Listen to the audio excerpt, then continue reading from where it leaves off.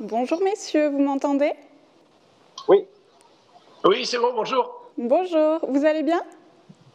Ça va, très bien. Bon, eh bien bonjour à tous, bonjour Andy, bonjour Edouard, c'est un plaisir de vous retrouver. Alors, pas tout à fait comme on aurait aimé, mais en tout cas, on a la chance de se voir comme si on y était, et c'est un grand plaisir de faire cette rencontre avec vous. Alors, merci de l'avoir accepté, et puis on parle d'art, ça vous dit? Ouais, super. On y va?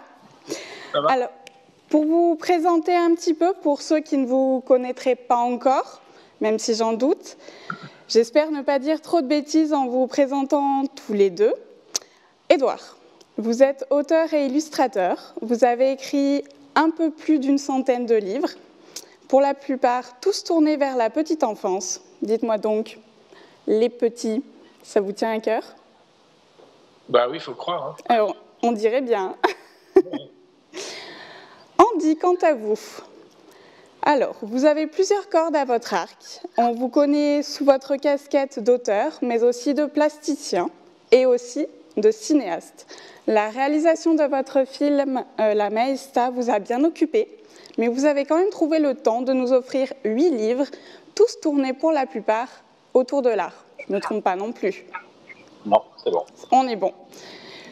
Du coup, ma première question, c'est la suivante. D'où vient votre passion pour l'art? Qui commence? Andy, Édouard?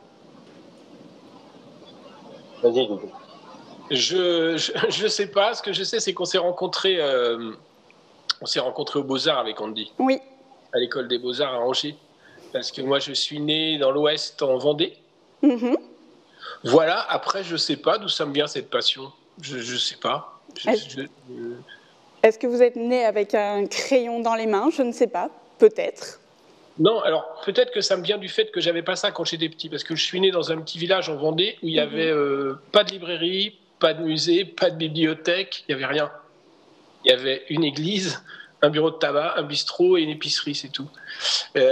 Par contre, on écoutait beaucoup de musique à la maison avec mon père. Et on a été éveillé à ça, mais ça restait quand même quelque chose de très très très loin pour nous. Donc peut-être que c'est ça qui m'a donné envie d'aller voir ça parce que ça me manquait. D'accord. À tout moment. Et moi, de mon côté, après, je viens aussi d'un petit village comme Doudou, mais je pense pas que ça vienne de là. Après, moi, enfin, peut-être Doudou aussi, mais moi, je dessinais, donc en fait, et, enfin, je sais pas, mes parents, qui sont un bon public, pensaient que je dessinais bien. Donc en fait, au fur et à mesure, on me disait toujours, ah bah tu dessines bien, plus tard, il faut que tu fasses les beaux-arts. Et donc en fait, à un moment, c'était, j'avais l'âge, donc j'ai fait les beaux-arts. Vraiment, au début, ça vient du dessin. D'accord. Alors effectivement, au commencement, il y a eu votre rencontre à tous les deux sur les bancs de l'école. Vous avez fait connaissance aux Beaux-Arts d'Angers. Comment ça s'est passé? On aimerait bien en savoir un petit peu plus sur cette rencontre. Je vois votre sourire, Édouard. Ça a l'air une histoire malicieuse. Oui, non, mais en fait, je pensais ce matin à ça et je me disais qu'on avait vraiment eu beaucoup de chance parce que quand je vois aujourd'hui, notamment dans la situation actuelle et puis l'évolution qu'il y a eu dans les écoles d'art, je pense que nous, on appartient quand même, c'était pas, il y a pas si longtemps que ça, mais c'était une autre époque parce que vraiment l'école, elle était hyper familiale. Et moi, j'ai pas souvenir d'avoir rencontré des gens, mais vraiment une famille là-bas quand je suis arrivé là-bas. Parce qu'il y avait toute une bande de copains. Moi, je suis passé quelques années avant Andy. Il est arrivé, moi je venais peut-être de sortir de l'école, mais en fait on était toujours dans cette espèce de groupe de gens qui gravitaient là, autour de cette école, et c'était vraiment familial. Et du coup, ça continue parce que moi je m'intéresse toujours à ce que font les gens qui étaient à l'école avec moi. J'essaie de voir de temps en temps, je vais sur Google pour retrouver des choses. Et c'était vraiment un contexte, c'était vraiment familial. On allait à l'école quand on voulait, il y avait on discutait avec les profs comme avec des copains. Enfin, c'était vraiment la belle vie, quoi. Et ouais, alors après, ouais, je reviens moi sur le fait qu'effectivement, on s'est pas rencontrés à l'école parce que, en fait, si on regarde comme ça, Edouard est plus vieux que moi. Oui, c'est vrai.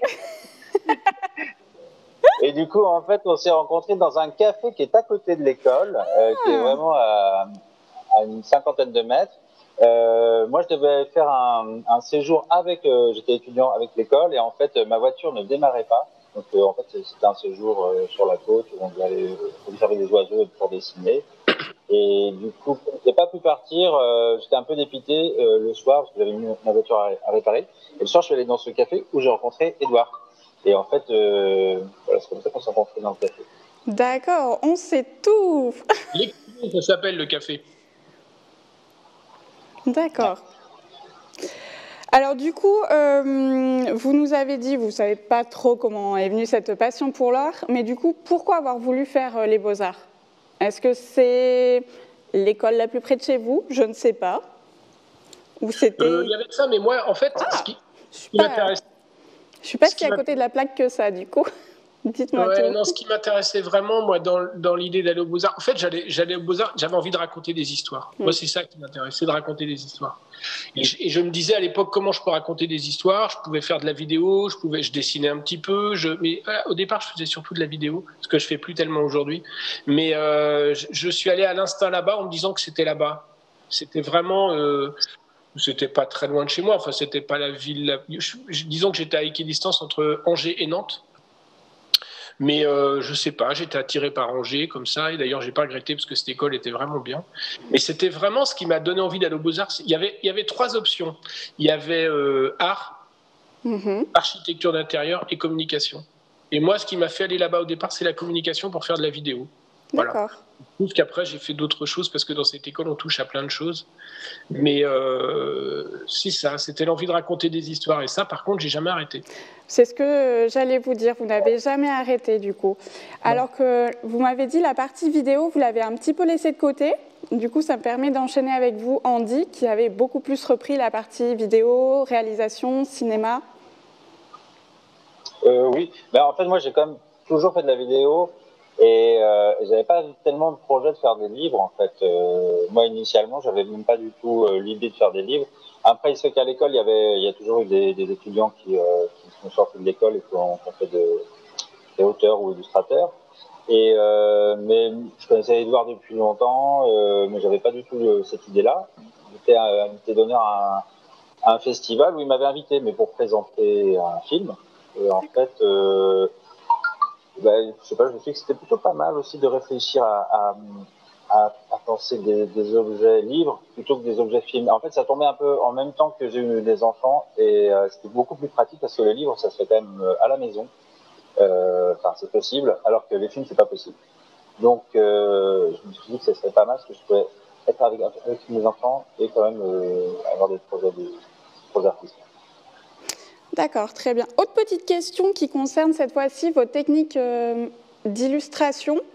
Est-ce qu'en faisant les Beaux-Arts, ça vous a apporté de nouvelles techniques ou au contraire, ça vous a plutôt aiguillé vers une autre technique ou ça vous les a renforcées, vos techniques d'illustration? Moi, je faisais pas d'illustration tellement encore quand j'étais à l'école des Beaux-Arts. Pour le coup, j'ai expérimenté plein de choses. C'est-à-dire que cette école, encore une fois, je me répète, hein, mais on pouvait faire de la litho, on pouvait faire de la gravure, on pouvait faire de la sérigraphie, on pouvait faire de la peinture, de la sculpture. Il y avait plein d'ateliers. C'était vraiment, vraiment bien, quoi. Donc moi, j'ai expérimenté pas mal de choses. Mais je me répète aussi, dans le fil de tout ça, en fait, je me suis vite rendu compte que ce qui m'intéressait, c'était de raconter. Et après, peu importe la technique, c'est pas ça. Pour moi, c'est pas ça le plus important. Ce qui est important, c'est de raconter. La preuve, c'est que les livres qu'on a fait avec Andy, dedans, on n'a pas fait d'image. Et ça, oui. On en parlera juste après, oui. Voilà. Mais du coup, c'est bien la preuve que pour raconter quelque chose, moi, ce qui m'intéresse aujourd'hui, c'est de jouer avec les mots et les images. Voilà, c'est tout.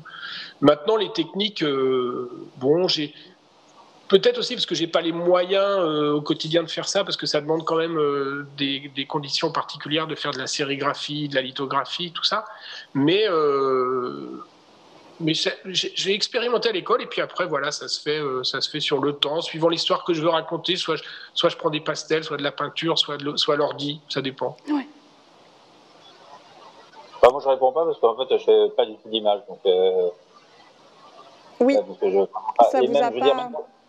Non, et même pour les films, en fait, du coup, bah, c'est un film, donc il y a un cadreur, il y a des éléments. En fait, moi, je réalise pas vraiment l'image. Ok, très bien. Flashback. attention, on est en 2012 et sort votre premier livre, De la roue du cochon. Alors, ma première question, elle va être pour vous, Andy. Votre livre, c'était le tout premier et c'était une collaboration. Du coup, pourquoi ce choix d'écrire en duo avec Édouard en plus? C'était quand même un super copain, enfin, c'est quand même mon super copain, Edouard. Donc après, je prends un copain qui fait des livres, voilà, j'ai mis le livre, je me dis tiens, c'est sympa de le faire ensemble. En plus, il y a eu un moment où on se voyait moins. Enfin, d'ailleurs, bon, actuellement, on se voit pas trop parce que c'est difficile, hein, on n'habite pas du tout dans le même coin. Mais c'est quand même sympa parce que ce qui fait qu'on coupe jamais le lien de travailler ensemble. Donc ça, c'est vraiment sympa. Et donc, voilà, moi j'avais fait une toute petite histoire. Et puis aussi même l'articulation, c'est-à-dire que quand on fait pas de livre pour enfin, jeunesse, moi, c'était pas mon public et du coup, je sais pas non plus comment ça marchait. Donc j'avais une idée. Après, j'en ai parlé avec Edouard, mais il savait mieux articuler aussi le projet. Et vous, Édouard, du coup, en 2012, vous étiez déjà installé comme auteur et illustrateur. Ce n'était pas votre première collaboration. Il y en a eu des tas, notamment avec Anne Corté ou Pierrick Bizinski, pour ne citer que. Travailler avec Andy, vous avez dit oui tout de suite? Oui, mais là je me pose en... Enfin, j'ai fait très très peu de collaborations. Hein. Oui, c'est vrai. Anne Corté, c'était une collaboration dans la presse, c'était totalement anecdotique. Et, enfin, c'était très bien. Hein, et Pierrick Bizinski, on avait travaillé ensemble sur des scénarios de dessin animé. Oui. Mais sinon, je fais vraiment des livres vraiment tout seul. C'est très très rare que je travaille avec des gens, vraiment parce que je m'entends bien avec eux ou parce qu'on a vraiment un truc commun. Oui. Et là, ce qui était vraiment bien avec Andy, c'est que moi, je lui apportais peut-être cette ouverture sur le livre, mais lui, il m'apportait aussi une ouverture parce qu'il est quand même beaucoup plus calé que moi en histoire de l'art. Et du coup, il y avait un terrain commun. C'est ça qui est intéressant. Et moi, je trouve que c'est ce qui est intéressant, c'est quand il y a un terrain qui est commun sur lequel on va tous les deux apporter quelque chose, on va tous les deux s'y retrouver. Et il va en être un truc un peu différent de ce qu'on aurait fait chacun de notre côté. Voilà. Et du coup, cette collaboration, elle est facile parce que, effectivement, je rejoins Andy, c'est très agréable parce que comme on habite assez loin, lui, il habite à Tokyo, moi à New York, c'est quand même compliqué. Et je blague, hein. Mais du coup, c'est un peu ça, c'est-à-dire qu'on peut faire des livres puisque on fait des livres avec des images d'art et du texte très concis, bah, on n'a pas besoin de travailler, de faire des images, donc c'est assez pratique. Tout à fait. Alors du coup, on travaille par ordi interposé et on s'envoie des images, c'est assez simple. Mais c'était la question que j'allais vous poser. Comment ça se passe d'écrire un livre à quatre mains? Est-ce qu'il y a beaucoup d'allers-retours? Est-ce que vous téléphonez souvent? Est-ce que vous prenez un café ensemble pour parler de l'histoire, des tableaux que vous allez choisir? Comment ça s'est passé? C'était du coup ce que vous avez dit, plus des allers-retours par ordinateur interposé? Oui, par téléphone, par ordi. En fait, parce qu'on discute, quoi. Puis au milieu de la discussion, on parle d'autre chose, et puis on y revient, puis on dit tiens, j'ai vu ça, tiens, il y a ça qui. Ah, j'ai vu un truc, il faut que tu vois ça. Puis en fait, ça vient comme ça, quoi. C'est naturel. Je crois surtout, en tout cas pour De l'art ou du cochon, il y a vraiment une notion de jeu dans ce livre. Oui. C'est-à-dire que moi, quand j'étais petit, n'ayant pas accès à des œuvres d'art, le jour où j'y étais confronté, les premières fois que je suis arrivé dans des grands musées, j'étais un peu intimidé parce que j'avais pas cette éducation-là. Et la meilleure façon que j'ai eue pour me défendre par rapport à ça et à réussir à trouver ma place dans le musée, c'est de jouer avec ça, de m'en amuser et de dire ah il est marrant ce bonhomme, on dirait qu'il fait ça. Et que c'est pas un gros mot de dire un bonhomme devant une toile du 17e, quoi. C'est pas grave. C'est cette espèce de jeu et je crois que c'est ce que font les enfants. Du coup, on se téléphone et on a ce côté jeu, quoi, comme des copains qui s'appellent et qui rigolent et il y a des choses qui émergent. Andy, vous voulez rebondir? Non, mais après c'est comme ça. Et puis ce qui est sympa, c'est que il y a pas de rendez-vous justement. En fait, Edouard peut envoyer quelque chose à 23h s'il a trouvé ça, et moi le lendemain à 7h parce qu'il m'a dit ça. Et pour ça, c'est quand même le côté hyper sympa, c'est qu'il n'y a pas un moment fort. Alors après, non, je trouve que c'est voilà, dès que ça vient et qu'on a des idées, on s'appelle, on s'envoie des images. Ce qui est bien dans ce que vous dites, et on le retrouve dans votre livre, on sent la complicité qu'il y a entre vous. Et ça, c'est vraiment, c'est beau, j'ose le dire. C'est très beau de voir ça et de le ressentir dans un livre autant. Du coup, merci à vous. Alors, il faut que je reprenne le fil de mes questions parce je m'y perds un petit peu. Quel était du coup le point de départ? C'était l'art? C'est ce qui vous a motivé pour écrire ce livre? Le point de départ, tu te rappelles du point de départ, on me dit, toi? Ouais, moi, le point de départ, j'avais fait une petite histoire et c'était quand même pour le Caravage. Je sais pas si tu te souviens, c'était pour, en fait, donc moi j'avais fait un petit livret. Il y avait un bonhomme qui recevait ses copains pour un barbecue et à la fin il faisait nuit et du coup ils éclairaient avec les phares de voiture. Ah oui, oui, oui, oui. C'était comment parce que finalement, quand on regarde la peinture du Caravage, on va dire, oh, c'est bizarrement éclairé. Et si on se dit que en fait c'est la nuit et qu'on a mis les phares de voiture pour éclairer, on se dit ah oui, c'est pour ça. Et donc c'était bien quand même pour parler de la peinture. C'était mieux comme ça, ouais. Et puis après, on a cherché des tableaux, des toiles, des œuvres dans lesquelles on voyait une histoire, quoi. En essayant vraiment de s'amuser beaucoup. C'est quand même assez... Je pense qu'il y a des gens qui pourraient un peu s'offusquer de ça, parce qu'on a été faire des trucs... bon, il y a quand même le Christ avec une hostie comme ça, et on a dit que c'était une médaille qu'il avait gagnée aux Jeux Olympiques. On n'avait pas trop de retenue dans le truc, oui. Mais je crois que c'est ce qui est bon, c'est que vraiment on a joué un peu comme des coquins. En fait, moi, c'est tout ce que j'ai aimé dans l'école des Beaux-Arts, c'est qu'on nous apprenait d'abord à essayer de regarder autour de nous et regarder beaucoup les œuvres d'art. On avait quand même une bibliothèque qui a toujours du reste à l'école des Beaux-Arts d'Angers qui était quand même vraiment pas mal. Et à côté de ça, on nous apprenait la liberté et la création et vraiment de nous amuser, de jouer, quoi. De jouer au bon sens du terme. De développer le... J'ai toujours trouvé ça marrant, moi, c'est le jeu, quoi. Le jeu J-E-U pour développer le jeu, le soi. Les enfants se développent comme ça, souvent par le jeu. Ils grandissent comme ça. Et je trouve que c'est très intéressant et c'est vraiment ça qui nous lie. Je crois que c'est cette école des Beaux-Arts où on a quand même beaucoup rigolé, mais on a aussi beaucoup appris, quoi. Et là, c'est un peu le but. Alors justement, parlons-en un petit peu du choix des tableaux. Comment ça s'est fait? Parce que moi, ce que j'ai retenu, alors je ne suis pas la spécialiste en œuvre d'art du tout, mais j'ai noté qu'il y a un savant mélange entre l'art ancien et l'art contemporain, mais il n'y a pas forcément de chronologie. C'est vraiment, vous avez pris une banque d'images, un catalogue à feuilleter. C'était volontaire ça ou ça s'est imposé au fur et à mesure? De toute façon, moi je pense quand même que quand on fait ou on fait un livre monographique, voilà, il y a des éditeurs qui font ça, c'est un livre sur tel ou tel artiste. Après, moi je me dis que l'idée, là quand c'est plus généraliste, c'est quand même de faire découvrir des œuvres anciennes comme des œuvres plus contemporaines. Et puis après, c'est comme le dispositif qui dicte un peu les images qui peuvent fonctionner dedans, parce que je pense qu'il y a clairement, pour De la roue du cochon, il y a des images où ça a été vraiment très compliqué d'inventer une histoire et une chute. Par exemple, De la roue du cochon, ça imposait qu'on soit quand même plutôt dans la figuration. Et, alors, je pense qu'on peut être dans l'abstraction, mais en tout cas, on ne peut pas faire 6 histoires autour d'œuvres abstraites. Et alors, je pense que c'était plus facile d'avoir des œuvres figuratives.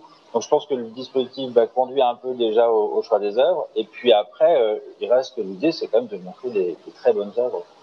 Et c'est ça qui dicte le choix. C'est-à-dire que si on a une histoire qui fonctionne bien, mais sur une œuvre qu'on trouve moyenne, on la met pas. Non, parce que sinon, l'idée, c'est de faire découvrir des œuvres qu'on juge nous-mêmes, qu'on trouve vraiment réussies. Oui. Oui, puis après, on essaie d'équilibrer à la fin, si on a plus d'œuvres anciennes que d'œuvres contemporaines, on essaie d'équilibrer le corpus pour que ce soit un peu...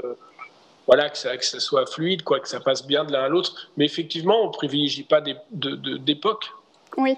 Le thème du livre qui va nous conduire à ce qu'on choisit. Et puis après, il y a, comme Andy, il connaît quand même beaucoup plus l'histoire de l'art que moi. C'est aussi, on pourrait voir cette chose entre les œuvres anciennes et les œuvres récentes, mais aussi, si on regarde le corpus d'œuvres, il y a aussi, on choisit aussi des tubes de l'art, des trucs très très connus. Oui. puis des tableaux de seconde catégorie, ou moins connus, ou beaucoup moins connus, ou des artistes vraiment moins connus. Et ça, c'est intéressant aussi, parce que je trouve que dans cette espèce dans la société, les enfants, parce que les livres sont destinés quand même pas mal aux enfants, ils voient une majorité ils voient plein d'images toute la journée. Ils peuvent croiser de temps en temps des œuvres d'art, mais c'est souvent des œuvres d'art mainstream qu'on retrouve partout, quoi. Ils ont tous vu une sérigraphie de Warhol. Enfin voilà, mais il y a des choses qu'ils n'ont pas vues, et ça permet aussi peut-être d'être moins intimidant que d'avoir déjà des toiles connues, mais ça n'empêche pas de faire découvrir des toiles beaucoup moins connues. Oui, tout à fait. Ouais, moi, j'ai toujours en tête des artistes que je veux mettre, par exemple. D'accord. Enfin, des fois, je les mets pas parce que ça s'y prête pas. Mais il y a quand même des fois où je me dis je sais pas, j'aimerais bien. Après, j'ai jamais mis Winslow Homer. J'aimerais bien un jour mettre Winslow Homer. Voilà. Et parce que je me dis qu'en plus, c'est des artistes qui finalement dans les livres art jeunesse, ils vont pas être représentés. Donc voilà, il faut les faire découvrir aussi, quoi.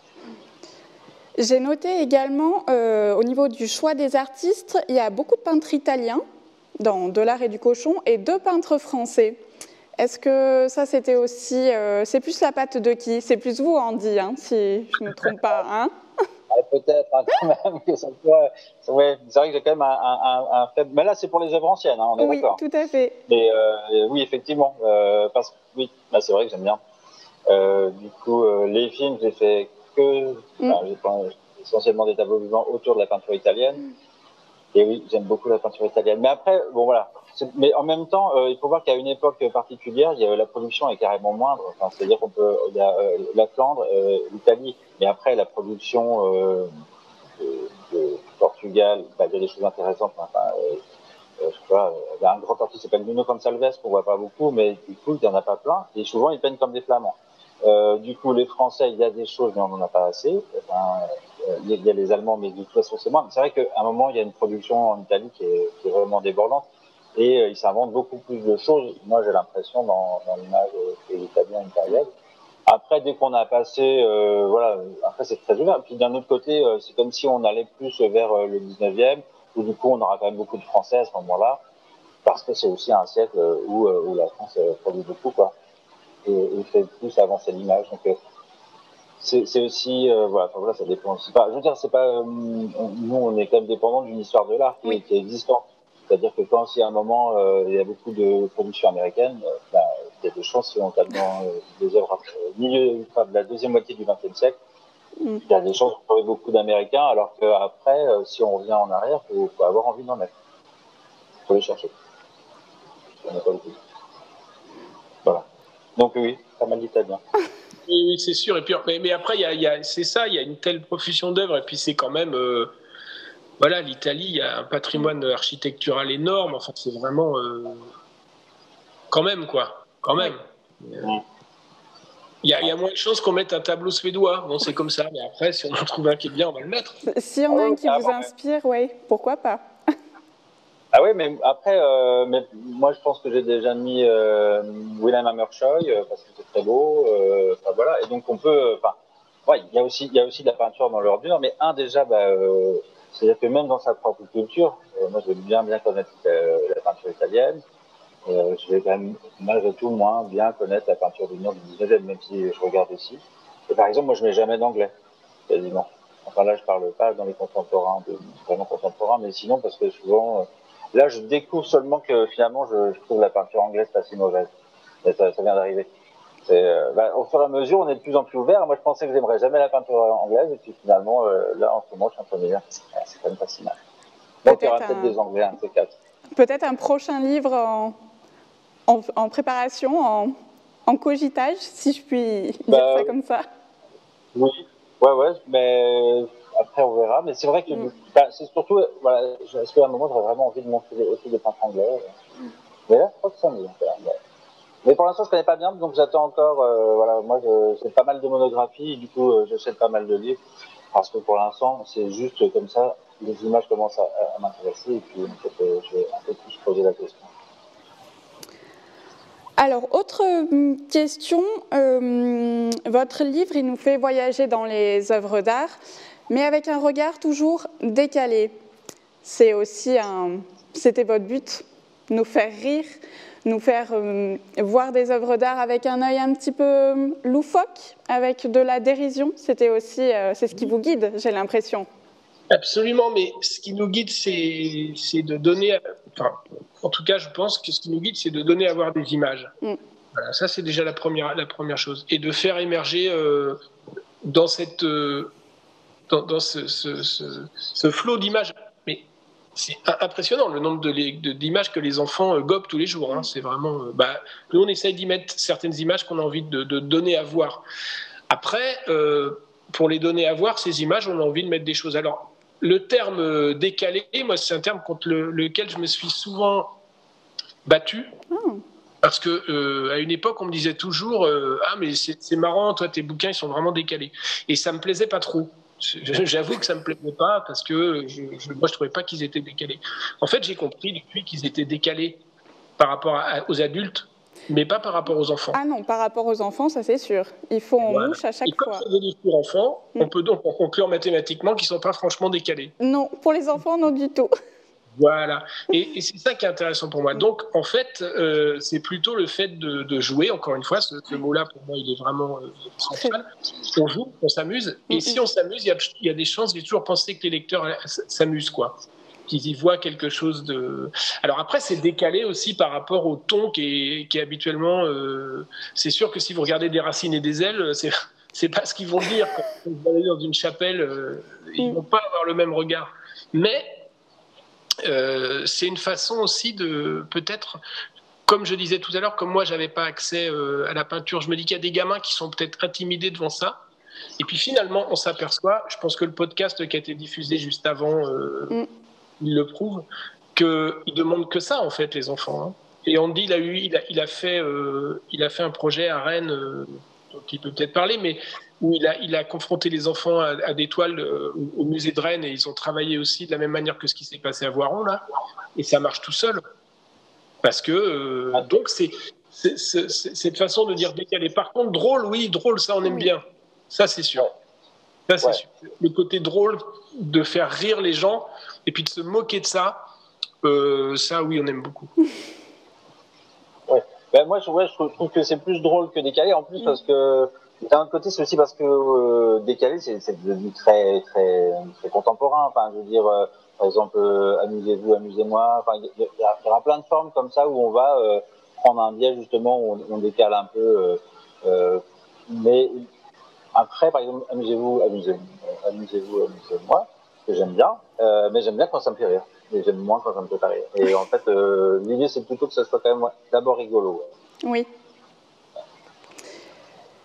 C'est aussi votre livre un beau cadeau parce que vous laissez aux enfants, aux adultes également, la possibilité de s'imaginer des histoires. Ça aussi, ça vous tient à cœur. Ah bah oui. On est d'accord. J'ai toujours défendu ça dans mon travail, surtout pour les tout petits. J'ai toujours voulu laisser de la place, vraiment de la place pour les lecteurs. Ça, c'est évident. C'est évident, pour moi c'est évident. Et on peut pas, je veux rien leur imposer. On leur montre ça, à la fois le seul truc c'est de s'amuser et qu'eux aient la possibilité d'en faire autant. Ça c'est, pour moi c'est évident. Andy, vous aussi ? Oui, bah pareil, hein, je suis d'accord avec Edouard. Vous nous avez dit aussi, vous nous avez dit, non, c'est moi qui le dis plutôt.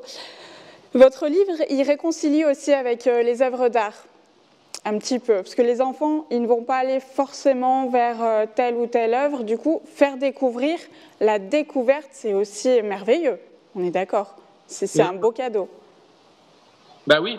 Il y a quand même plein de musées merveilleux. Il y a plein d'endroits où il y a des enfants qui sont pas autorisés au sens où ils sont pas dans le c'est pas dans leur réseau, quoi. C'est pas dans leurs habitudes, c'est pas dans leur. Alors ils y vont parfois avec l'école. Actuellement, moi, j'en souffre beaucoup de ça, de pas pouvoir aller dans les musées. On s'aperçoit à quel point ça peut nous manquer, même si, qu'est-ce qui se passe ? On va dans les livres. Quand on a besoin de voir des œuvres d'art, du coup, on se réfugie dans nos bouquins et on va voir des choses. Donc, je me dis que peut-être il y a des enfants qui vont croiser des œuvres. Je me souviens quand j'étais gamin, il y avait dans mon petit village en Vendée, juste à côté, dans le village d'à côté, il y avait une fabrique de biscottes. Et c'est eux qui faisaient les biscottes que mangeait ma grand-mère. Donc j'allais acheter les biscottes à la boulangerie et il y avait les glaneuses de millet sur le paquet. En fait, ça s'appelait les glaneuses, les biscottes, et il y avait le tableau. Et je me souviens, mais vraiment très très fort, d'être rentré. Je rentrais et je passais des plombes. Je rentrais doucement parce que j'étais scotché sur le paquet de biscottes et je regardais le tableau pendant des heures, quoi. Et j'avais ça aussi. Où j'ai un oncle qui offrait toujours des boîtes de chocolat à Noël avec des tableaux. Pas toujours réussi, mais je les gardais. Je me demandais si je pouvais garder les boîtes pour avoir les images, quoi. Et je me dis que c'était, voilà, dans mon monde à moi, j'arrivais à croiser quand même sur ce petit paquet de biscottes, il y avait quand même un truc qui se passait. C'était mon petit musée, quoi. Et je me dis que si des enfants arrivent à trouver ça, ben, on aura transmis ça. Voilà. Après, c'est. Et je crois ça, moi, qu'un jour on peut croiser une image et puis ça peut changer plein de choses de notre vie. Après, moi, c'est vrai, mais juste, je repense à ce que tu dis, mais c'est clair que les boîtes à gâteaux en métal, là, c'est super beau, quoi. Enfin, mais alors moi, quand même, je me souviens parce que il y a quand même de faire des différences, qu'il y en avait déjà des moins bonnes que d'autres, des images.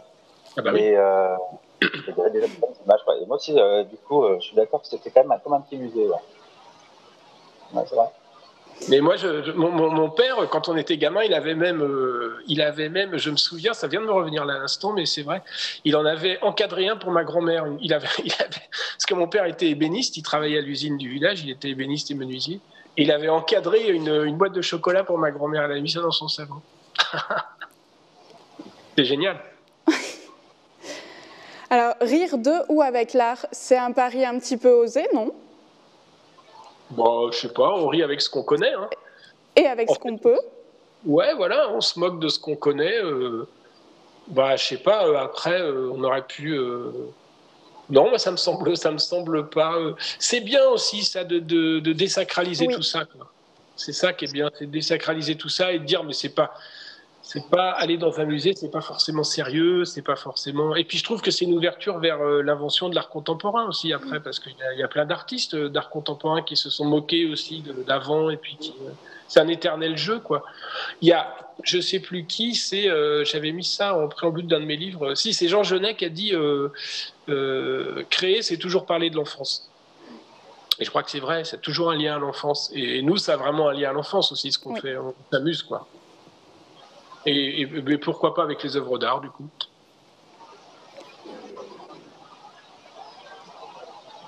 Andy, c'est pareil pour vous, le rire, c'est important dans vos livres, mais aussi dans votre vie de tous les jours? Oui, moi, d'ailleurs, c'est marrant parce qu'il y a d'un côté, moi, j'ai une passion pour l'art, c'est évident, mais d'un côté, j'ai quand même une passion pour le rire. J'aime aussi beaucoup rire, mais en même temps, je pense comme tout le monde, et du coup, oui, j'aime autant l'un que l'autre et faire rire, c'est hyper sympa. Mais moi, je pense qu'on pourrait faire, dans l'absolu, faire rire autrement qu'avec des œuvres d'art, ça vaut, hein. Enfin, je veux dire, j'ai pas d'idée là-dessus. Moi, il se fait que j'aime bien l'art, et c'est comme ça que ça s'est fait de réfléchir à faire rire avec des œuvres d'art. Mais rire, c'est super sympa, c'est bien, hyper agréable. Moi, je pense qu'on fait rire avec ce qu'on a autour de nous, quoi. C'est ça. Donc, nous, on a ça. Et il y a des gens qui font rire avec autre chose. Il y a des gens qui font je sais pas, qui sont sensibles à la danse et qui vont faire du mime ou qui vont faire du burlesque, qui vont apprendre à tomber, à faire rire les gens avec le corps. Il y a tout un langage du corps qui est très drôle. Voilà. Après, ce qui est quand même particulier là, mais qui est très, très intéressant, c'est que c'est quand même le pied de pouvoir être illustré par des grands peintres, quoi. C'est drôle. Alors avec vous, on l'a vu, l'art, ça déménage et ça me permet aussi de faire le lien avec votre second opus. Donc là, on est en 2014 et on vous retrouve à nouveau. Est-ce qu'on le voit bien? Oui, on le voit, vous le voyez aussi. On vous sortait du bruit dans l'art qui fait la part belle aux sonorités, aux onomatopées et puis à la musique. Tout à l'heure, vous nous avez dit la musique, la musicalité des mots, raconter des histoires, mettre des mots sur des images, c'est très important pour vous? Pour ma part, la musicalité des mots, c'est vraiment très très présent dans mon travail. Il suffit de voir là l'exposition qu'il y a eu avec ma poule pendant le salon, pendant la fête du livre à Voiron, là vraiment, vraiment ça me conduit totalement, ça, la musicalité des mots, parce qu'en fait je suis fasciné en ce moment par l'apprentissage du langage par les petits, et à ce moment où ils commencent à entrer dans ce qu'on pourrait appeler du figuratif, c'est-à-dire à mettre des mots qui existent et à faire des phrases qui commencent à être cohérentes, et quand ils passent du babil au moment où ils vont construire leur première phrase. C'est-à-dire qu'il y a ce moment où tout d'un coup ils vont commencer à parler. Je trouve que c'est absolument fascinant de voir ça. Et le moment où ça se passe, l'espèce de jonction, ça m'intéresse beaucoup. Du coup, c'est pour ça que j'ai fait des textes comme Roule ma poule, où Roule ma poule, c'est un texte qui a un sens, qui veut dire quelque chose, mais en même temps, si on l'écoute d'une oreille un peu distraite, il peut être juste musical et comme du babil. C'est vraiment cette jonction. Et du coup, c'était tout à fait logique. Quand je vois du bruit dans l'art, c'est tout à fait logique d'avoir mis du son, de la musique sur les tableaux. Et l'idée, elle est vraiment très, très, très simple. Mais du coup, je trouve qu'elle est vraiment drôle. Parce que là, pour le coup, il y a vraiment de quoi s'amuser, quoi. Ah oui, tout à fait. Ouais, et moi, alors, du coup, j'ai pas du tout le même rapport que qu'Edouard pour le son, là. Mais moi, quand je regarde des peintures, j'essaie pas tout le temps, mais assez souvent, voilà, si les personnages ils étaient vraiment incarnés, est-ce que ça fonctionne? Moi, par exemple, il s'est peint plein de vierges à l'enfant, il y a quelque chose qui marche pas. Non, c'est bon. Alors, j'ai une question, mais je n'arrive pas à la lire. Je vous la lirai après. On peut continuer. Excusez-nous. Non, mais moi, le truc, c'est que quand, par exemple, il s'est peint plein de vierges à l'enfant, et moi, je me dis, mais quand si maman est avec son bébé, qui est souvent nu, les chances que sur les milliers qui soient peints, il n'y en a pas un qui ait fait pipi à ce moment-là, et donc, à un moment, ça doit arriver, ça, dans la vraie vie. Et par exemple, sur les sons, j'avais un projet de film que je n'ai pas fait, mais en fait, c'est un très très beau triptyque de Hans Memling qui est à Anvers, où on voit un Christ et des archanges musiciens, et c'est très très beau comme ça, et on pourrait imaginer comme ça un chant un peu céleste. Et en fait, je me dis, mais ça se trouve, personne n'a fait d'école de musique, personne ne sait jouer de l'instrument, ils sont tous en train de poser, mais quand ils vont jouer, ça va vraiment être vraiment pas sympa. Et en fait, moi, quand je regarde les peintures, souvent je vois ça. Et donc, associer le son à l'image, c'était un peu plus dans cette idée-là. Voilà. Et puis, oui, c'est rendre la peinture plus accessible et encore une fois plus la mettre, parce qu'aujourd'hui le son va avec l'image va avec le son. Dire, on a bien vu que la plupart des chanteurs ou des musiciens aujourd'hui qui je regardais l'autre jour, je sais plus, des clips de Stromae ou d'Angèle. En fait, ils ont totalement compris, cette génération-là, que c'était plus que du son, que c'était de l'image. On est vraiment dans la génération de l'image et du son mélangés, quoi. Il y a un truc commun. Et du coup, mettre du son sur des toiles, ça les rend éminemment contemporaines. Ça les ramène vers nous. Et je trouve que du coup, c'était vraiment, puis c'était très drôle à faire, quoi, parce que après là, vous parliez tout à l'heure de la façon de travailler, du coup, c'est quand même assez drôle parce que on a un peu tous les deux aussi un jeu où on se dit, attends, je vais lui en envoyer un, là, il va la trouver top, ou ça va être drôle, on s'échange des trucs, on essaie d'épater l'autre, quoi. C'est ça qui est marrant. C'est vrai que ça marche. Ouais, c'est sympa. Alors, j'ai une question du public pour vous. Andy, nous devions avoir un Magic Pix. Pouvez-vous nous expliquer la démarche de ce fameux Magic Pix? Alors, vous l'aurez normalement, le Magic Pix, mais plus tard. Alors, le principe, en fait, c'est assez simple. En fait, moi, c'était quelque chose que j'aimais bien faire. J'ai pas inventé le dispositif, ça existait, en fait. Ça existe d'ailleurs toujours, il y a des revues qui font ça. En fait, c'est... quand j'étais enfant, donc il y avait, je crois que c'est mes grands-parents qui avaient ce journal télé, ce ITL, pardon, mais dans lequel il y avait ces coloriages-là à faire, donc avec des codes, et puis selon comment on remplit, et puis à la fin, ça faisait le portrait de Michel Drucker. Moi, quand j'étais tout petit, je dessinais pas mal, mais je savais pas faire la tête de Michel Drucker. Et là, du coup, je savais faire la tête de Michel Drucker. J'adorais. Hein. Par exemple, je veux dire, à chaque fois qu'on est chez mes grands-parents, qui de la tête de Michel Drucker, qui de la tête d'une autre personnalité. Et donc, j'aimais vraiment bien ça. Et en fait, là, je me suis dit que c'était aussi un moyen de pouvoir rencontrer des œuvres d'art. Il y a toujours quelque chose d'assez ludique parce qu'on va participer à la réalisation et en fait on fabrique quelque part l'œuvre d'art. Ça, je trouve ça sympa. Et puis du coup, même si on sait pas dessiner, tout d'un coup, on sait dessiner. Moi, c'est bien ce qui me plaisait. Et donc le Magic Pix pour Voiron, mais pour le Grand Angle, c'est donc 9 images qui sont à chaque fois à l'échelle 1, parce que l'idée aussi c'est de se rendre compte de ça, de quelle taille ça fait. Alors avec des résolutions différentes, il y a des images où il y a 4000 cases à colorier, puis il y a une image où il y en a 18 000, donc c'est plus long, hein, ça prend plus de temps, puis la trame est plus petite.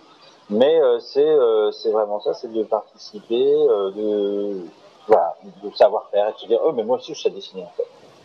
Et ce qui est intéressant, c'est, je trouve, moi, dans le Magic Pix, c'est que c'est un truc collectif. C'est-à-dire on passe, on participe, mais à part le premier qui va mettre la première case et le dernier qui va pouvoir se targuer de l'avoir fini, tout le monde participe, quoi. Ouais. Enfin bon, attendez-vous à avoir un portrait de Michel Drucker à Voiron. Mais ça existe toujours. Hein. Moi, j'en ai acheté il y a pas très longtemps. Enfin, il y a pas très longtemps, ça fait un moment quand même parce que j'en fais pas tout le temps. Mais j'aime toujours le faire. Hein. Je fais même ceux des autres. Et moi, là, ce que j'ai juste rajouté là pour revenir à ça, c'est juste que je fais plus grand et que c'est à l'échelle 1. Mais sinon, j'ai pas inventé de dispositif. Il existait, mais le fait que ça devienne participatif, collectif et que ça soit des œuvres d'art. Alors, j'ai une autre petite question. Avez-vous des anecdotes sur des enfants qui ont été particulièrement touchés par des tableaux connus par le biais de vos livres? Est-ce qu'il y a quelque chose qui vous revient? Oui. Moi, je sais plus. Il y avait une toile où on avait mis la scène. Donc il y avait le Christ. C'était peut-être bien Léonard de Vinci, je crois que c'était la scène, je ne sais plus, avec le Christ qui tenait l'hostie. Juan de Juanes. Peut-être bien, je sais pas. Et donc, quand on regarde cette toile, on s'aperçoit dessous, on voit, il y a une nappe sur la table, et on voit un peu leurs pieds dessous. Et forcément, leurs pieds sont un peu dans l'ombre, donc ils sont un peu sombres, quoi. Et il y a un gamin qui avait imaginé une histoire à partir de ce tableau. Il avait dit que c'était des randonneurs qui étaient dans un gîte d'étape et qu'ils avaient les pieds un peu sales parce qu'ils venaient d'enlever leurs chaussures et qu'ils avaient beaucoup marché. Et l'autre disait, mais les gars, c'est pas grave, j'ai un coton, on va pouvoir se laver les pieds. Donc c'était l'hostie voilà, pendant la scène. Et ça m'avait fait beaucoup rire. Parce que là, voilà, je sais pas si celui-là, on aurait osé le faire, mais franchement, je trouve que c'est tellement drôle de regarder ça parce que c'est tellement des monuments de l'histoire de l'art, des trucs qui sont quand même intimidants. Et de voir ça, c'est hyper drôle. Et du coup, très important, on s'aperçoit, et c'est ça que je trouve assez fascinant dans cette affaire, c'est qu'il avait vraiment été regardé partout pour voir que le peintre, il n'a pas fait la toile pour qu'on voit les pieds. La preuve, ils sont un peu sombres, c'est pas ça l'objet de la toile. Mais lui, il a été voir ça, il a vu que les pieds étaient noirs. Donc ça veut dire qu'il l'a bien regardé. Et je trouve que dans notre société, on est vraiment dans un zapping permanent et que finalement, enfin, moi, quand je me balade dans un musée, ça m'est arrivé, je me souviens être allé à Vienne et passer et dans la salle des Bruegel. Je m'étais dit, bon, je vais aller faire ce musée-là aujourd'hui. Puis en fait, la journée, je l'ai passée dans la salle et j'ai passé 1h30 devant certaines toiles, quoi. 1h30. Mais parce que j'avais jamais fini, je regardais des détails, des trucs. Et on n'a plus le temps de faire ça. On n'a plus le temps. Et je trouve que si ces livres-là, ils laissent le temps d'être un peu contemplatifs devant une peinture et d'aller en chercher des menus détails comme ça qui vont après nous faire partir dans l'imaginaire, c'est vraiment bien. C'est espèce de... La même chose que quand on prend le temps de lire un roman tranquillement, doucement, à sa vitesse. Et je trouve que c'est un rapport au temps qui est merveilleux. Alors, on avait une dernière question. Je ne sais pas si j'ai le temps de la poser. Eh bien non, on n'aura pas le temps, je suis désolée. Merci à vous en tout cas pour ce bon moment de partage qu'on a passé tous les trois. Merci à vous, à bientôt j'espère. Salut, merci. Au revoir. Ouais. Au revoir.